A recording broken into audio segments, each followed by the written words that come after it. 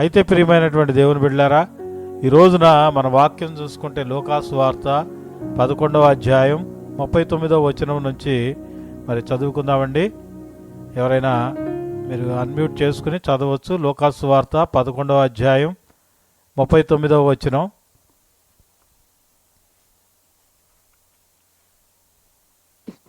అందుకు ప్రభు ఇట్లా, నేను పరిసయ్యులైన మీరు గిన్నెయు పళ్ళెమును వెలుపల శుద్ధి చేయుదురు గాని మీ అంతరంగము దోపుతోనూ చెడుతనముతోనూ నిండి ఉన్నది. అవివేకులారా, వెలుపలి భాగమును చేసిన వాడు లోపటి భాగమును చేయలేదా? కాగా మీకు కలిగినవి ధర్మము చేయుడి, అప్పుడు మీకన్నీయు శుద్ధిగా ఉండును. చాలండి. ఆమేన్. Praise the Lord. ప్రియమైనటువంటి దేవుని బిడ్డలారా, మరి సమస్త సృష్టి నుండి తన నోటి మాట ద్వారా కలుగజేసినటువంటి సర్వాధికారి నజరేయుడు యేసుక్రీస్తు అతి పరిశుద్ధ గంభీరమైనటువంటి నామములో మరి మీ అందరికి కూడా నా యొక్క హృదయపూర్వక వందనాలు తెలియజేస్తూ ఉన్నాను. ఈ రాత్రి వేళ దేవుని బలిపీఠం ముందు నిలవబడి చదువుతున్నటువంటి వారికైనా, అక్షరం రాని పామురికైనా అర్థమయ్యేలాగా ఒక పచ్చ సత్యాన్ని చెప్పాలని నేను ఆశపడుతున్నాను. దయచేసి జాగ్రత్తగా ఆలకించండి. మనందరం అండి రోజు ఉదయం లేవగానే ఏం చేస్తామండి? అద్దం ముందు నిలబడి ముఖం అందంగా కడుక్కుంటాం, తల చక్కగా దూకుంటాం, ఇస్త్రీ బట్టలు వేసుకుంటాం, సెంటు కొట్టుకుంటాం. ఎందుకు ఇవన్నీ అంటే మన ఇల్లు దాటి బయటికి వెళ్ళేటప్పుడు చుట్టుపక్కల ఉన్నటువంటి మనుషులు, సమాజం మనల్ని చూసి అబ్బో ఈయన ఎంత నీట్గా ఉన్నాడు, ఎంత పద్ధతిగా ఉన్నాడు, ఎంత పెద్ద మనుషులు అని మనల్ని మెచ్చుకోవాలని ఇది ఏంటంటే పై పైన కనిపించే వేషధారణ. ఖచ్చితంగా చాలామంది ఈ విధంగానే వెళ్తారు. నేను కూడా అఫ్కోర్స్ డ్యూటీకి వెళ్ళేటప్పుడు ఈ విధంగానే వెళ్తాను. నేను ఖచ్చితంగా ఇస్త్రీ బట్టలు లేకపోతే వేయను. కాబట్టి ఇవన్నీ కూడా ఎట్లా కనబడతాయి అంటే పై పై కనిపించేటువంటి వేషధారణ అండి. కానీ ఈ రాత్రి మీ గుండెల మీద చేసుకుని ఆలోచించండి.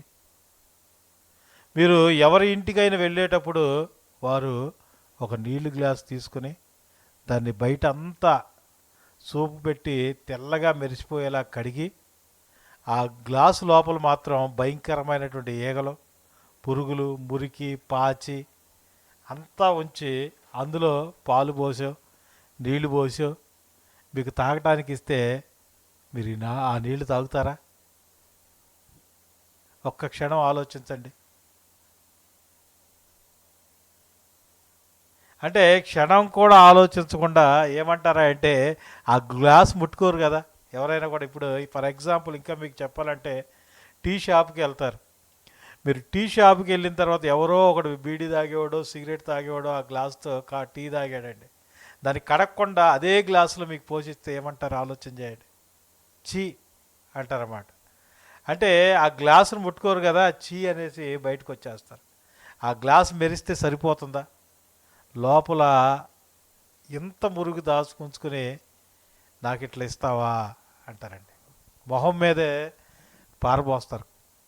అంటే మనుషులమైనటువంటి మనమే ఒక చిన్న నీళ్ళ గ్లాసు లోపల మురుకుంటే అసలు సహించలేనప్పుడు ఈ నక్షత్రాలు పేరు పిలిచినటువంటి మహోన్నతుడు, పరమ పరిశుద్ధుడైనటువంటి మన యేసు ప్రభు అండి ఈ రాత్రి నీ కంటికి కనిపించకుండా నీ హృదయం లోపల దిగి చూస్తే ఆయనకు ఏం కనిపిస్తుంది? ఆలోచించేయండి ప్రియమైన దేవుని బిడ్డలారా. అంటే ఈరోజు క్రైస్తవ లోకంలోనండి ఎంతోమంది విశ్వాసులు మోకాళ్ళ మీద నిలబడే సేవకులు కూడా దేవుని సన్నిధికి వస్తున్నారు. అంటే తెల్లటి చొక్కాలు అంటే షర్ట్స్ ధరిస్తున్నారు, చేతిలో పెద్ద బైబిల్ పట్టుకుంటున్నారు, మైకుల ముందు నిలబడి గంభీరమైనటువంటి ప్రసంగాలు చేస్తూ ఉన్నారండి. చాలామంది అంటారు మైక్ పట్టుకుంటారంట మైక్ టైసన్ అయిపోతారంట, సమయాన్ని మర్చిపోతూ ఉంటారంట. అట్లాగే అందరూ కూడా మీకు గొప్ప గొప్ప అనేసి ప్రతి ఒక్కళ్ళు మాట్లాడేసేస్తారండి. అంటే బయట ఉన్న మనుషుల కళ్ళకు లోకానికి వీరంతా కూడా అబ్బా ఎంత పెద్ద భక్తులో, ఎంత గొప్ప ప్రార్థనాపరులాగా వీళ్ళందరూ కూడా కనిపిస్తారండి బయట చూసే వాళ్ళకి. కానండి హృదయాలను ఎక్స్రే తీస్తే నా యేసు ప్రభు ఏమంటున్నాడు తెలుసా? లోకాసువార్త 11:39 యేసు ప్రభు ఆనాటి భక్తులను చూసి అన్న మాట అండి ఈరోజు మన గుండెల్లో గుచ్చుకోవాలి. ఇప్పుడు పరిశీలైనటువంటివి మీరు గిన్నెయు పళ్ళెమును వెలుపలి శుద్ధి చేయుదురు కానీ మీ అంతరంగమో దోపుడుతోనూ దుష్టత్వంతోనూ నిండి ఉన్నది అన్న మాట వాడాడండి. బా ఎలాంటి మాట వాడాడు చూడండి దేవుడే, సాక్షాత్ యేసు ప్రభు వారే వాడారు. అంటే ఈ రాత్రి దేవుడు మనతోనే మాట్లాడుతున్నాడు. నువ్వు గిన్నెను బయటికి అడిగావు, చర్చికి వస్తున్నావు, కానుకలు ఇస్తున్నావు, కానీ నీ హృదయం లోపల ఇంకా కుళ్ళు కుతంత్రం, ఎదుటివాడు బాగుపడితే ఏడ్చే అసూయ, నోరు తెరిస్తే అబద్ధాలు, కళ్ళు మూస్తే ఎట్లా ఉంటాయి తెలుసా? రహస్య వ్యభిచార పాపాలండి అనేటువంటి ఆ మురికి అలాగే పెరిగిపోయింది. ఎవరికి తెలియకుండా అండి లోపల దాచుకున్న ఆ రహస్యమైనటువంటి మురికిని పైన అటువంటి దేవుడు చూస్తున్నాడండి. మనం అనుకోవచ్చు, అరే అన్నీ నేను కప్పెట్టేశాను, నా ఎవరికి తెలియదు, మా అమ్మకు తెలియదు, మా నాన్న తెలియదు, నా భార్యకి తెలియదు, నా భర్తకు తెలియదు. అంటే మనం అండి మనుషుల కళ్ళు కప్పవచ్చు కానీ మరణాన్ని గెలిచి లేచిన ఆ యేసు ప్రభు కళ్ళండి అగ్నిజ్వాలలు లాంటివి. ఆయన ముందు ఏమి దాచలేవు. అందుకే ఈ రాత్రి మన బయట భక్తి కాదండి, మన తెల్ల చొక్కాలను కాదు, లోపల దాక్కున్నటువంటి మన అసలైన కురూపాన్ని దేవుని వాక్యం అనేటువంటి అద్దంలో చూసుకుందామండి. అప్పుడే మన తప్పులు తెలుసుకుని యేసయ్యా నేను పాపిని అని ఒప్పుకొని మారు మనసు పొందేలా పరిశుద్ధాత్మని అల్టిమేట్ శస్త్రశిక్షలోకి వెళ్దామండి. హృదయాలను ఆ శిలువనాథునికి అప్పచెప్పండి.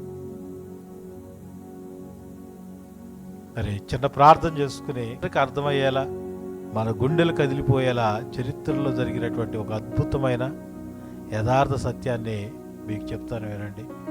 సరిగ్గా అండి 300 సంవత్సరాల క్రితం లండన్ దేశంలో ఒక గొప్ప భక్తుడు ఉండేవాడండి.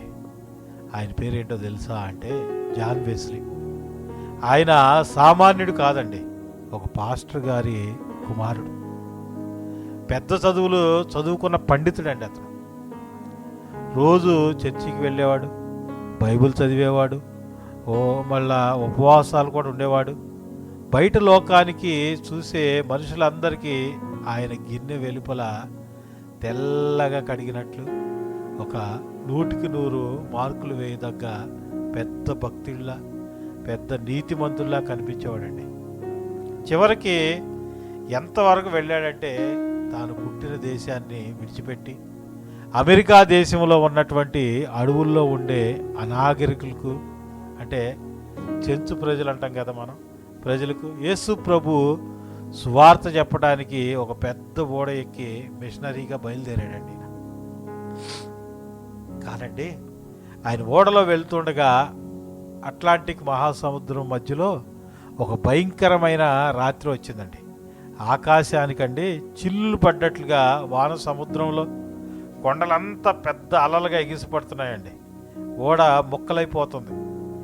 ఏ క్షణంలో సముద్రంలో మునిగి చనిపోతామనేటువంటి భయంతో ఓడలో ఉన్న చదువుకున్నవారు, కెప్టెన్లు అందరూ కూడా ప్రాణాలు ఏం చేశారంటే చేత్తో పెట్టుకుని గిలగిల కొట్టుకుంటూ ఏడుస్తున్నారండి. ఆశ్చర్యకరమైనటువంటి విషయం ఏమిటో తెలుసా?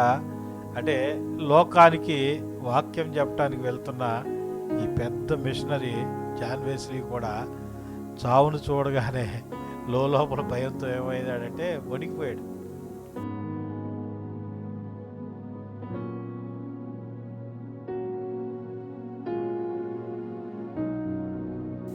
అంటే గుండె ఆగిపోయినంత పని అయిందండి. కానీ అదే ఓడలో ఒక మూలన కొందరు, అంటే మొరావిన్ అంటారన్నమాట, అంటే భక్తులు కూర్చుని ఉన్నారు. వారిలో చిన్నపిల్లలు ఉన్నారు, స్త్రీలు ఉన్నారు, ముసలివారు వారు కూడా ఉన్నారు.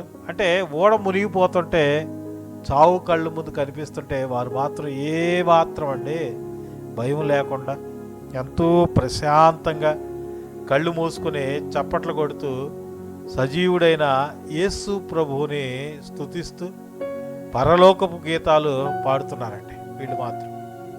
ఆ దృశ్యం చూడగానే జాన్ వెస్లీ గారి గుండెల్లో దేవుని వాక్యం అనేటువంటి ఖడ్గం సూటిగా గుచ్చుకుంది. ఆ తుఫాన్ రాత్రి ఆయన తన డైరీలో కన్నీళ్లతో రాసుకున్న ఆ మాట చదువు రాని వారికైనా గుండెల్లో రాసుకోవాలండి. ఈ రాత్రి ఆయన రాశాడు ఏమనంటే, నేను లోకానికి వాక్యం చెప్పడానికి, మనుషులను రక్షించడానికి పెద్ద మిషనరీగా బయలుదేరాను. బయట మనుషుల కళ్ళకు నేను పెద్ద భక్తుడినే, కానీ ఈరోజు చావు నా కళ్ళ ముందుకు రాగానే నా లోపల ఉన్న అసలైనటువంటి రూపు బయటపడింది. నా అంతరంగంలో ఇంకా చావు భయం ఉంది. అంటే నా లోపల ఇంకా దేవుని పట్ల సంపూర్ణమైనటువంటి విశ్వాసం లేదు. నేను గిన్నెను బయటకు అడిగాను, కానీ నా లోపల ఇంకా మారు మనసు పొందలేదు అంటాడండి. ప్రియమైనటువంటి దేవుని బిడ్డలారా, మరి జాన్ వెస్లీ గారు తన తప్పును తెలుసుకున్నాడు. తాను పెద్ద చదువులు చదువుకున్నాననే ఆత్మీయ గర్వాన్ని, అహంకారాన్ని ఆ క్షణమే విడిచిపెట్టాడండి. లండన్ దేశానికి తిరిగి రాగానే ఒక చిన్న ప్రార్థనా కూటంలో మోకాళ్ళ మీద పడి కన్నీరు కార్చుకుంటూ, యేసయ్యా నన్ను క్షమించు, నా పైన ఉన్న నటన భక్తిని తీసివేసి నా అంతరంగాన్ని నీ రక్తంతో కడుగు అని పూర్తిగా ఏమయ్యాడంటే లొంగిపోయాడండి. ఎప్పుడైతే ఆ సేవకుడు తన తప్పును తెలుసుకుని హృదయాన్ని కడుక్కున్నాడో, మన యేసు ప్రభు తన సర్వాధికారంతో పరిశుద్ధాత్మ అగ్నితోనండి ఆ జాన్ వెస్లీని అభిషేకించాడు. దేవునికి స్తోత్రం కలుగుగాక. అంటే ఆ రాత్రి ఆయన తన గుర్రం మీద దేశమంతటా తిరుగుతూ రోజుకు 3-4 సార్లు వీధుల్లో నిలబడి ప్రసంగం చేయటం మొదలుపెట్టారండి. ఆయన నోరు తెరిచి వాక్యం చెబుతుంటే యేసు ప్రభు యొక్క పునరుద్ధాన శక్తి అండి ప్రజల గుండెల్లో గుచ్చుకునేది. అందుకే లక్షలాది మంది తాగుబోతులు, దొంగలు, వ్యభిచారులు, జోదరులు తమ తప్పులు తెలుసుకుని గుండెలు పగిలేలా ఏడుస్తూ రోడ్ల మీద పడండి మారు మనసు పొందారు. ఒక్క జాన్ వెస్లీ తన అంతరంగాన్ని కడుక్కుంటే నా యేసు ప్రభు ఆయన ద్వారా ఒక దేశ చరిత్రనే మార్చివేశాడండి. ఈ రాత్రి పరిశుద్ధాత్మ మనకు చేస్తున్నటువంటి శస్త్రచికిత్స, ది డివైన్ సర్జరీ ఏంటో తెలుసా? ఈ రాత్రి మీ గుండెల మీద చేయి వేసుకుని ఆలోచించండి. జాన్ వెస్లీ లాగా మనలో కూడా ఎంతోమంది బయట తెల్ల బట్టలు వేసుకుని చర్చికి వస్తూ పెద్ద భక్తుల్లాగా చలామణి అవుతున్నారేమో, బైకుల్లో ప్రసంగాలు వింటున్నారేమో, కానీ నీ జీవితంలో ఒక చిన్న కష్టం అనేటువంటి తుఫాన్ రాగానే, ఒక చిన్న అనారోగ్యం రాగానే నీ అస్సలు రూపం బయటపడుతుందేమో. దేవుని మీద సనగటం, నేను చెప్పే కదా, ఇది ఒక రకమైన నాయిస్. సనగటం దేవుడికి నచ్చదు నాయిస్. ఒక ప్రార్థనకు వస్తారు, ఏం దేవుడంటే ఎంతకాలం అర్థం చేయాలంటే ఎట్లాగైనా ఎంత ముగించరా నాయిస్ అనమాట. సనుగుతూ ఉంటారు ఇట్లా లొడ ఏడవటం, లోపల కుళ్ళిపోవటం జరుగుతుంది. అంతే, ఏం చేస్తారు? దేవుని మీద సనగటం, ఏడవటం, లోపల కుళ్ళిపోవడం జరుగుతుంది. అంటే నువ్వు గిన్నెను బయటకు అడిగావు, కానీ నీ అంతరంగం లోపల ఇంకా కుళ్ళు, కపటం, రహస్య పాపాలు అలాగే ఉన్నాయి. ఈ రాత్రి విలియం కేరీ వలె, జాన్ వెస్లీ వలె మన చదువులు, నేను చెప్పాను కదా విలియం కేరీ గురించి. కాబట్టి మన చదువులు, మన అహంకారం అన్నీ యేసు పాదాల దగ్గర పెడతామండి. ప్రభువా, నా వేషధారణ భక్తి వద్దు, లోకానికి నేను భక్తుడిగా కనిపించడం కాదు, హృదయాలను పరిశోధించే నీ కళ్ళకు నేను నీతిమంతుడిగా కనిపించాలి, నన్ను క్షమించు, నా అంతరంగాన్ని కడుగు అని మన తప్పులు ఒప్పుకున్నాం. నువ్వు తగ్గించుకుంటే నా యేసు నేను హెచ్చిస్తాడు. నీ ద్వారా ఈ సంఘాన్ని, మరి అనేక గ్రామాన్ని ఆయన మహిమతో నింపుతాడండి. ప్రతి మాటలోనూ ఆ యేసుక్రీస్తు సర్వాధికారమే మనం మాట్లాడే మాటల్లోనండి హైలైట్ అవ్వాలండి. ప్రియ దేవుని బిడ్డలారా, ఇప్పుడు మనందరం మన చేతిలో ఉన్నటువంటి బైబిల్ తెరిచి దేవుడు మన హృదయాలను కదిలించడానికి ఇచ్చినటువంటి 3 శక్తివంతమైనటువంటి సత్యాలు ధ్యానిద్దాం. అందరికి అర్థమయ్యేలాగా ఈ 3 లేఖనాల్లో దాగి ఉన్న యేసు ప్రభు సర్వాధికారాన్ని చక్కగా అర్థమయ్యే రీతిగా మరి చెప్పడం జరుగుతుంది. కాబట్టి అందరూ కూడా మీ హృదయాలు తెరిచి ఆలకించండి. దావీదు కన్నీటి పశ్చాత్తాపం గురించండి మాట్లాడుతుంది. కీర్తనల గ్రంథం మనం చూసుకుంటే 51వ అధ్యాయం 10వ చరణంలో ఇక్కడ అంటాడు, దేవా నా యందు శుద్ధ హృదయం కలుగజేయము, నా అంతరంగంలో స్థిరమైన మనస్సును నూతనముగా పుట్టించము అంటాడు. చదువుతుంటే అద్భుతంగా ఉందండి మాట. బైబిల్లో దావీదు అనేటువంటి ఒక గొప్ప మహారాజు ఉన్నాడండి. ఆయన గొలియాతును చంపిన వీరుడు. కానీ ఒకరోజు బెత్షెబా అనేటువంటి స్త్రీ విషయంలోనండి ఆయన ఒక ఘోరమైనటువంటి రహస్య పాపం చేశాడు. ఆ తప్పు చేసిన తర్వాత కూడా ఆయన బయట మనసు కళ్ళకు మహారాజులాగానే చలామణి అయ్యాడు. తెల్లటి రాజవస్త్రాలు వేసుకున్నాడండి. సింహాసనం మీదే కూర్చునేవాడు. ప్రజలందరూ వచ్చి ఆయనకు వందనాలు పెడుతున్నారు. అంటే గిన్నె వెలుపులు అంత బాగుంది. కానీ ఒకరోజు దేవుడు పంపినటువంటి నాతాను అనేటువంటి ప్రవక్త వచ్చి దావీదు చేసినటువంటి రహస్య పాపాన్ని వాక్యం అనేటువంటి ఖడ్గంతో సూటిగా గద్దించాడండి. ఆ క్షణమే దేవుని మాట దావీదు గుండెల్లో ఎట్లా గుచ్చుకుంది తెలుసా? ఈటిలాగా గుచ్చుకుందండి. ఆయన ఆత్మీయ గర్వం ఏమైందో తెలుసా అంటే మొక్కలైపోయింది.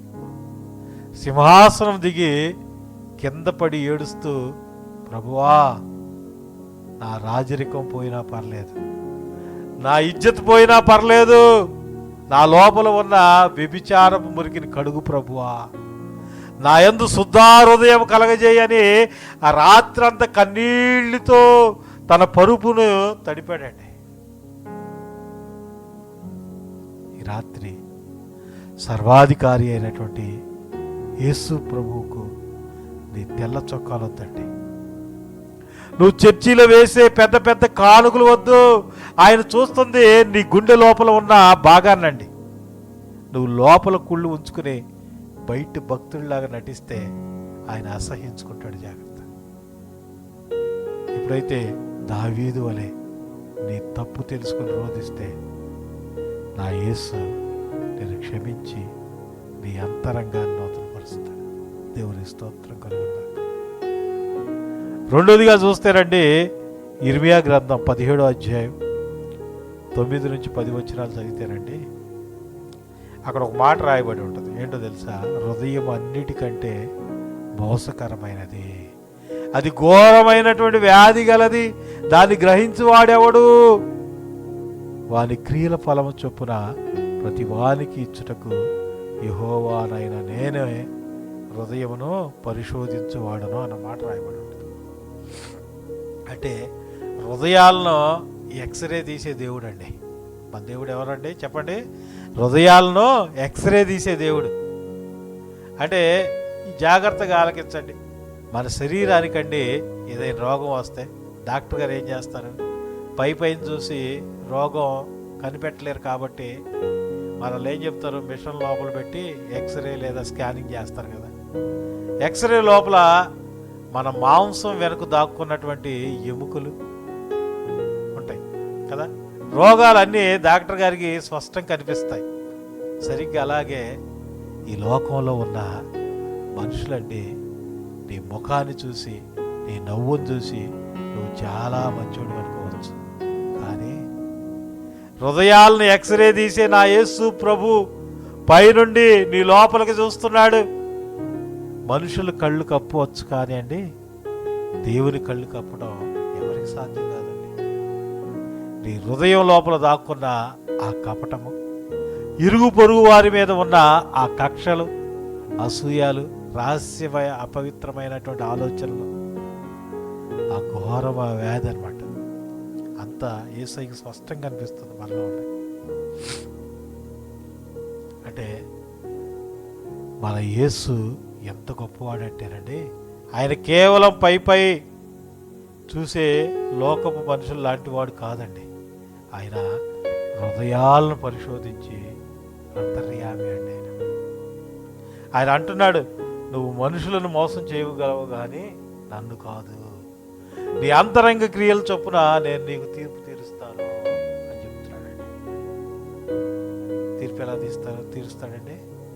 నీ అంతరంగ క్రియల చొప్పున నేను నీకు తీర్పు తీరుస్తాను. కాబట్టి ఈ రాత్రి నీ అంతరంగాన్ని దేవుని స్కానింగ్కి అప్పగించు. నీ తప్పు తెలుసుకో. 3వదిగా చూస్తారండి, సామెతల గ్రంథం 28వ అధ్యాయం 13లో చూస్తేనండి ఒక మాట రాయబడి ఉంటుంది. తన అతిక్రమం దాచిపెట్టువాడు వర్ధిల్లడు, వాటిని ఒప్పుకొని విడిచిపెట్టువాడు కనికరము పొందును అన్నట్లుగా రాయబడి ఉంటుంది ఇక్కడ. అరే ప్రియమైన దేవుని బిడ్డలారా, బాగా గుర్తుపెట్టుకోండి. మన ఇంట్లో ఏదైనా కుళ్ళిపోయినటువంటి వస్తువు ఉంటేనండి దాన్ని బీరువాలో పెట్టి దాచేస్తామా? దాచితే ఏమవుతుందండి? ఇల్లంతా కూడా భయంకరమైనటువంటి కంపు కొడుతుంది, పురుగులు పడతాయండి. దాన్ని తెరిచి బయట పారేస్తే ఇల్లు ప్రశాంతంగా ఉంటుంది. ఒక ఎలుక చచ్చింది అనుకోండి, ఆ ఇంట్లో మనం పడుకోలేం. దాన్ని ఎప్పుడైతే తీసి దాన్ని బయట పారేస్తామో అప్పుడు ప్రశాంతంగా మనకు నిద్ర పడుతుందండి, ఆ స్మెల్ పోతుంది. సరిగ్గా అలాగేనండి, నీ లోపల ఉన్నటువంటి పాపాన్ని ఎవరికి తెలియదు కదా అని నువ్వు గుండెల్లో దాచిపెట్టుకుంటేనండి నీ ప్రార్థనా జీవితం ఏమైందో తెలుసా? కుళ్ళిపోతుంది.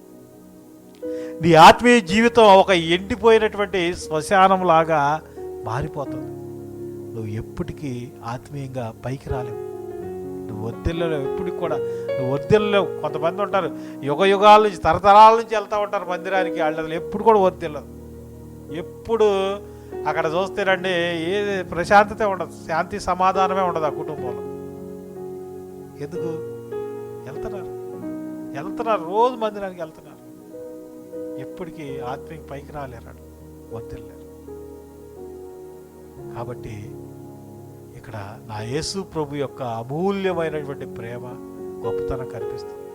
నువ్వు చేసినటువంటి తప్పులు ఎంత ఘోరమైనా సరే ఈ రాత్రి వేళ నువ్వు దాచుకోకుండా సిలువనాథుని పాదాల దగ్గరికి వచ్చి, యేసయ్యా ఇదిగో నా లోపల ఈ మురికి ఉంది, ఈ తప్పు చేశాను, నన్ను క్షమించని ఒప్పుకొని ఆ పాపాన్ని విడిచిపెడితే నా యేసు నిన్ను అసహ్యించుకోడు. ఆయన నిన్ను గద్దెంపడం, తన అమూల్యమైన పరిశుద్ధ రక్తంతో ఇప్పుడే నిన్ను కడిగి తెల్లని మంచు వలె పవిత్రపరుస్తాడు. నీకు పరలోకపు కనికరాన్ని కుమ్మరిస్తాడండి. ఈ రాత్రి ప్రతి అంతరంగానికి పరిశుద్ధాత్మ యొక్క హెచ్చరిక ఏంటో తెలుసా? ఈ 3 లేఖనాల వెలుగులో ఈ రాత్రి మిమ్మల్ని మీరే పరీక్షించుకోండి. దావీదు వలె నా లోపల ఉన్న మురికిని కడుగు అని ఏడ్చి పశ్చాత్తాపం నీకుందా? దేవుడు నా హృదయాన్ని ఎక్స్రే తీస్తున్నాడంటే భయం నీలో ఉందా? పాపాన్ని దాచిపెట్టి ఆత్మీయ జీవితాన్ని శ్మశానంగా మార్చుకోకండి. ఈ రాత్రి మీ తప్పులు తెలుసుకుని మారు మనసు పొందండి. మన అహంకారాన్ని సిలువ వేసి అంతరంగాన్ని కడిగే ఆ యేసుక్రీస్తు సర్వాధికారానికి మన హృదయం అప్పగిద్దామండి.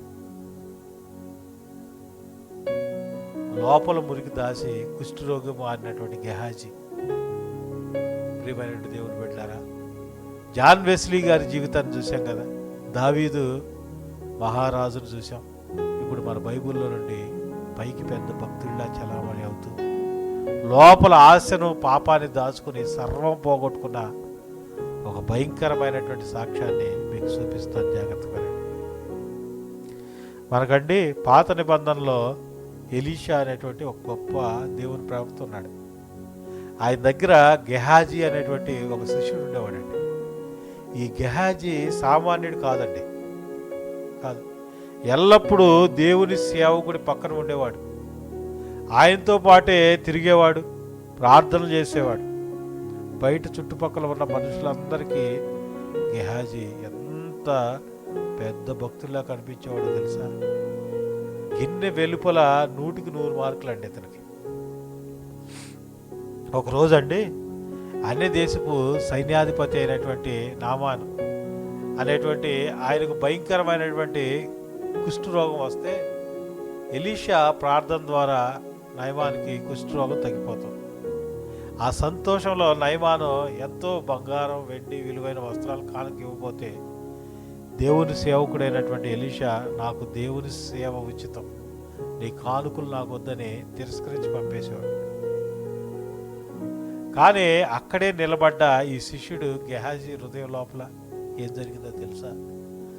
బయటకు భక్తుడిలా నిలబడ్డాడు, కానండి లోపల నయమాన్ తెచ్చినటువంటి బంగారం, బట్టలు చూడగానే ఆశ, లోపత్వం అనేటువంటి మురికి పట్టిందండి ఆయనకి. ఎలీషా గారికి తెలియకుండా నయమాను వెనకాల పరిగెత్తుకుంటూ వెళ్ళాడు. వెళ్ళి అబద్ధం చెప్పి ఆయన దగ్గర 2 తులాల వెండిని, విలువైనటువంటి వస్త్రాలను దొంగతనంగా తీసుకున్నాడు. తెచ్చి ఎవరికి తెలియకుండా తన హృదయంలో దాచుకున్నట్లే తన ఇంట్లో చీకటి గదిలో దాచేశాడు. దాచేసి ఏమి తెలియనట్లు చాలా పరిశుద్ధుడిలాగా మళ్ళీ వచ్చి తన గురువు గారైనటువంటి ఎలీషా ప్రవక్త ముందు నిలబడ్డాడు. గిన్నె వెలుపల అంత బాగుంది, చొక్కాలా తెల్లగానే ఉంది, ఇక్కడ ఆయన వేసుకున్నట్టు చొక్కా తెల్లగానే ఉంది.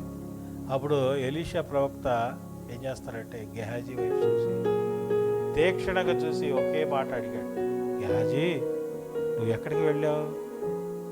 గెహాజీ ఏమన్నాడు తెలుసా, నీ దాసుడైన నేను ఎక్కడికి వెళ్ళలేదు ప్రభువా అరే గుండె మీద చేసుకుని పచ్చి అబద్ధం చెప్పాడండి. తన తప్పును దాచాలని చూశాడు. కానీ హృదయాలను పరిశోధించే నా యేసు ప్రభు యొక్క ఆత్మ అప్పటికే ఎలీషాకు సమస్తాన్ని బయలుపరిచిందండి. ఎలీషా గెహాజీతో అన్న మాట ఈ రాత్రి మన గుండెల్లో గుచ్చుకోవాలి. గెహాజీ, నువ్వు నా కళ్ళు కప్పగలవు అనుకున్నావా? ఆ మనుషుడు నేను కలవటానికి రథం దిగి వెనక్కి తిరిగినప్పుడు నా ఆత్మ నీతో కూడా రాలేదా?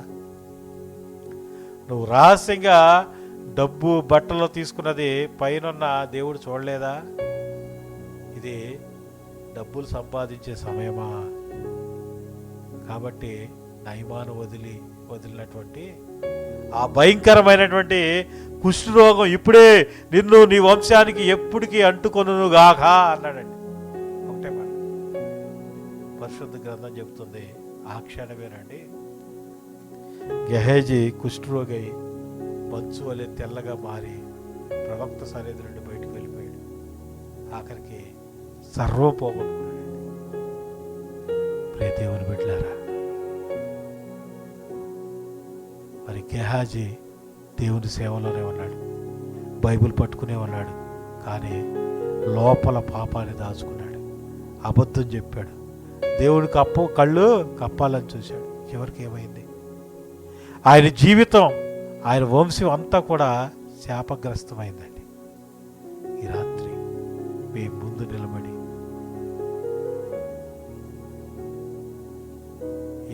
ఈ యొక్క సేవకుడు చర్చిలో కూర్చున్న మీరు కానీ మన జ్ఞానాన్ని చూసి దేవుడు మనల్ని వాడుకోడండి. మన అంతరంగాన్ని చూస్తాడు. ఒక చిన్న తప్పు చేసి ఎవరికి తెలియదులే, నా భార్యకి తెలియదు, నా భర్తకు తెలియదు, మా పాస్టర్ గారికి తెలియదు అని నువ్వు గుండెల్లో దాచుకుంటే అది నీ జీవితానికి ఏమైందో తెలుసా? కుష్ఠరోగం లాంటి శాపాతేస్తుంది. నీ ప్రార్థనా జీవితం ఏమవుతుందో తెలుసా? చచ్చిపోతుంది. మనల్ని మరణపు లోయలో నుండి లేపిన మన యేసు ప్రభు సర్వాధికారి అండి. ఆయన కంటికి ఏది దాచలేవు.